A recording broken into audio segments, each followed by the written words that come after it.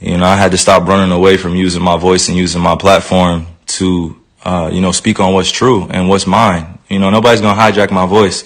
Nobody's going to take the power away from me that I have for speaking on these things, and don't believe that I'm retiring. Don't believe that, I'm going to give up this game for a vaccine mandate or staying unvaccinated. Don't believe any of that shit, man. Like really be aware of what's being said before I even get a chance to be on the podium and speak for myself.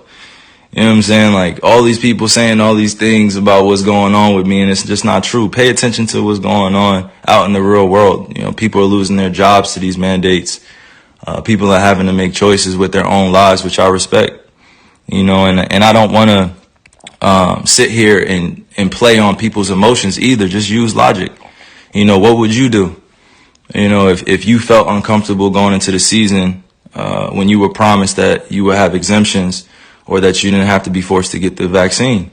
This wasn't an issue before the season started. This wasn't something that I foresaw coming, where I prepared for it. And, I had a chance to strategize on what was going to be best for me and my family. I came into the season thinking that I was just going to be able to play ball, be able to use my talent to continue to, inspire, influence people in the right way.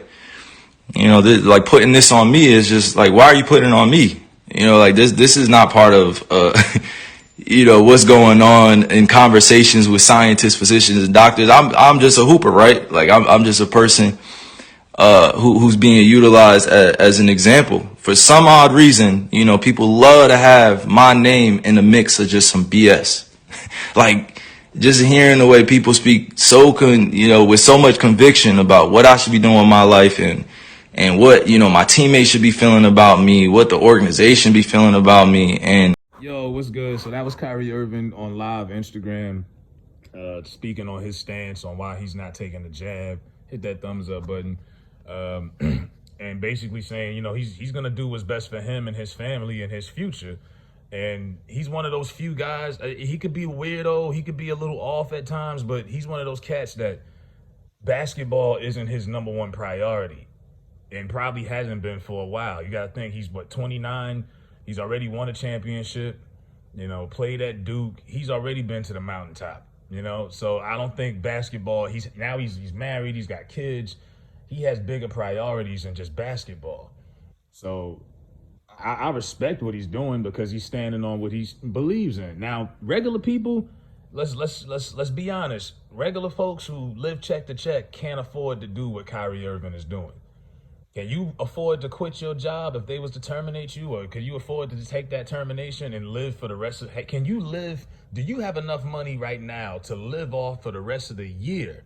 Let's forget about next year. Right now, because most people don't even have $1,000 saved up in their bank account. The average person couldn't afford to just leave their job because of this mandate and be able to get through the rest of the year. So think about that before you start jumping like, I ain't taking it. They could take my job. Well, unless you prepared, go ahead. But the average person ain't prepared for that. But anyway, Kyrie's taking his stance. And I can already see some people are going to use Kyrie Irving to push other narratives. Donald Trump Jr. said something. A couple of other people are going to try to use Kyrie to paint their narrative that has nothing to do with them. A lot of people want to know, where's BLM? Where's Al Sharpton? Well, apparently, unless you're getting killed by a person with a badge, they really don't care about black issues unless it surrounds police brutality. So you're not seeing Benjamin Crump, Mallory, Myson, the war generals are not coming up for this one.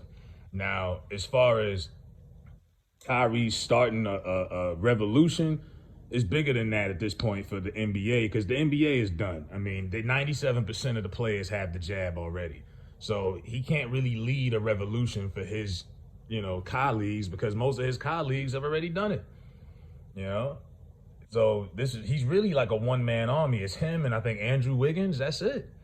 So, I applaud him. A lot of people, Stephen A. called him out, says he's going to address it today. It's supposed to be his birthday, so I guess they're going to blow smoke up his ass on the broadcast today. Umar Johnson called out Shannon Sharp. That was hilarious. Shannon Sharp, and ever since, because we know Shannon Sharp loves LeBron. Ever since Kyrie and LeBron fell out, Shannon always got something extra slick to say about Kyrie Irving. Always. And I think because Kyrie has a history of putting himself before the team and the organization, he did it in Boston. It's easy for people to say, oh, he's just being selfish. There's no I in team. He should be doing this for his team. Let's not sit here and act like the Brooklyn Nets are not favorites to go to the Eastern Conference Finals, go to the NBA Finals. Even without Kyrie Irving, that team still gets to the Eastern Conference Finals. They got Kevin Durant, James Harden. They're loaded. But like I say, this is bigger than basketball. You got to stop thinking, oh, man, he's just being selfish for he needs to put himself behind and put the team first and do what's right for the team so they can win a championship. He's already won a championship. I'm not saying he doesn't want another one, but obviously that's not important is to him is his health. And how can you be mad at that? You know, like we've seen players retire at a young age, and some of us fans who didn't understand it got upset. For all you know, that person probably couldn't get out of bed in the morning, and their health was deteriorating so bad they had to do what was best for themselves. And there's nothing wrong with being selfish in life at times when you have to be, because there's gonna be some times where you have to selectively be selfish, and you got to do what's best for you. And that's what he's doing. And I respect it. You know what I'm saying? That's a lot of money he's losing, but apparently it's not that important to him. So I don't even know why they're continuing to drag this out. Now there's trade rumors, Houston Rockets, 76ers, even if he gets traded, I mean, this mandate is for the entire league.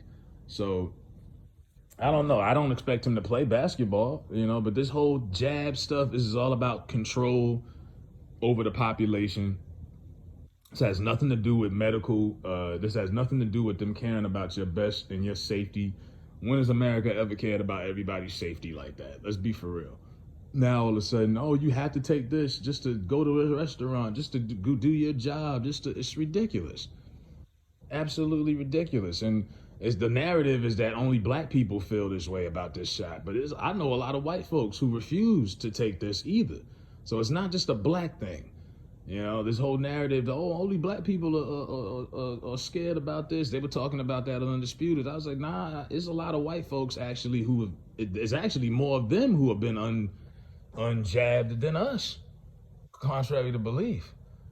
But because, you got people like Kyrie Irving, obviously a black basketball player, a superstar, and he's the first real star athlete to take a stance against this.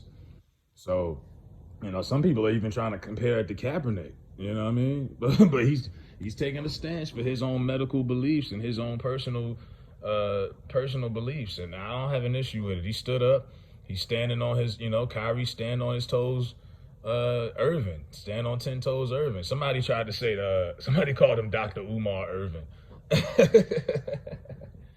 Let that man do what he do and just move on. The NBA is back, I think, next week. Let's just move on. The people who are going to play are going to play. And Kyrie will be at home chilling with his wife and his kids. I mean, at this point, I'm kind of tired of the story. Just let it go. Y'all banned him from the arena. He can't practice. He can't go to meetings. Move on. The NBA will always move on no matter what stars decide to show up or not anyway. So let Kyrie Irving do his thing and just move on, man.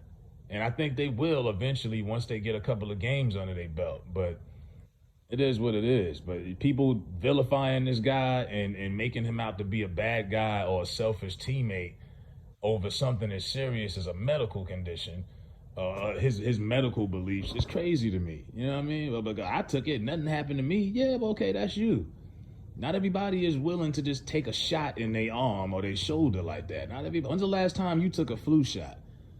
It's like nowadays it is so, anybody who's ever been to the doctor for anything over the last 18 months, it's crazy. I mean, everything is COVID shot, jab, this, that. It's like, no, I can't go to the doctor for something that ain't got nothing to do with this COVID shit. Yeah, like, bitch, I got a stomach virus. Like, everything is just COVID. I'm like, I'm sick of this, man. I just want to wake up one day and this whole shit be over with.